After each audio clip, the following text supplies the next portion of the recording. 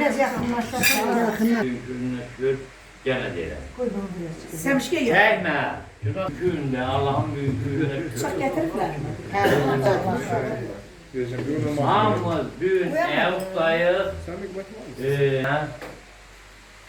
Yəni bizdən beraber bu yerdəyik. Semile. Semile. Təmilə xanım bizdən ardına, Eləbinin ardına məktəbdən tez getdi. Mən gəl deyirəm, hər birindən var. Bir yerdə isə deməli bizim analarımız, bacılarımız bizim can qərarımızda. Hər birinizdən xahiş edirəm ki, yəni o tortu hər ikisi kəssin, biz o tortlarını. O vaxt verdiği 10 şey geçti. 10 şey bana gitme. Ne istedin bunları çeker? Sonra tekerdim.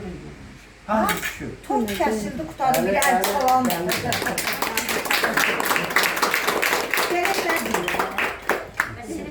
Çekildin mi? Torkatını çektin mi kaldı? Hanı. Belki ağlı demesin. Şey az verim.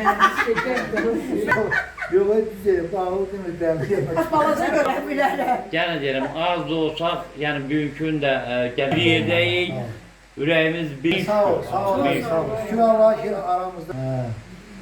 Mübarek olsun inşallah. Günü gün olsun, Allah'tan gözəl bir yaxşı. Sen de git. Gel. Az gel buraya. Gel şuradan. Gel.